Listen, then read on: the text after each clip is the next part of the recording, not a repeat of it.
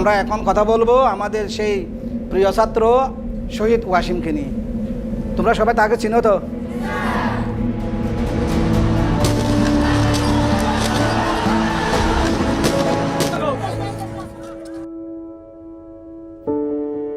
আমি হলো ভালো একটা শিক্ষক হব। শিক্ষকতাটা আমার পছন্দ হয়, এ কথা বলতো সবসময়। তো ওর একটা ইচ্ছা ছিল যে দেশ দেখবো। ও মিথ্যে কথা বলতে পারতো না, মিথ্যে কথা কারো কথা পছন্দ করতো না, মিথ্যে কথা বলতো না। আমার ছেলে আমার এখনো মনে করি চট্টগ্রামে আছে। ফেসবুকে স্ট্যাটাস দিছিল যে সাধারণ শিক্ষার্থীদের পাশে আমার পানির সংগঠন, আমি এই পরিচয়ে শহীদ হব, এরকম বলে 16 ঘন্টা পরেই শহীদ হয়ে গেছে। 17 তারিখ ভোর 6টার দিকে এখানে রাস্তা দিয়ে লাশবাহী গাড়ি ঢুকতেছিল। ভাইয়া যে শেষবারের মতো লাশবাহী গাড়িতে করে ভাইয়ার নিরন্তর দেহটা যে আসতেছে, এটা বাবাকে দেখাচ্ছিলাম তখন।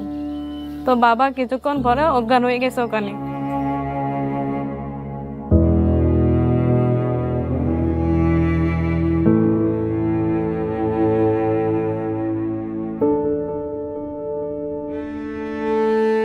মৃত্যুর স্বাদ সবারই বহন করতে হবে।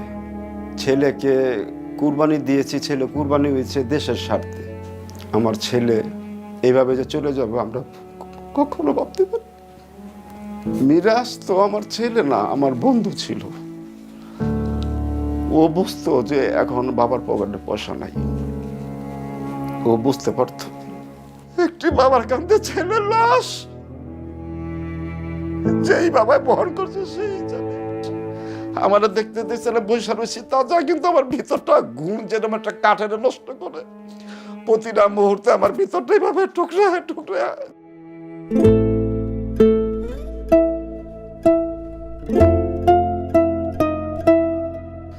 যেখানে দেখতে পাচ্ছেন সাদা তীরটা, এইটাই আমার মিরাজ। আর যাতে কোনো বাবার সন্তান না হারিত হয়।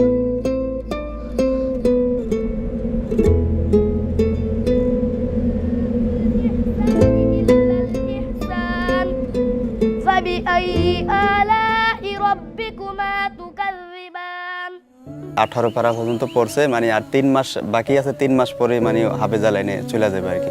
এমনকি যেদিন গুলি লাগে সেদিনকা মহররমের রোজা ছিল, তো মূলত রোজা অবস্থায় আর কি গুলিটা লাগে ওর পেটে। ও একটা বাসায় থাকতো, যেই কয় টাকা পাইতো ওইটা দিয়ে মানে আমার আব্বা আমার ওষুধ ভরি চলাইতো, আর আমরা যেটা ইনকাম করতাম এটা দিয়ে সংসার চালাইতাম। খুব ইচ্ছে ছিল মানে বাবা মারে নিয়ে হজ করতে যাইবে, এটা খুব ইচ্ছে ছিল।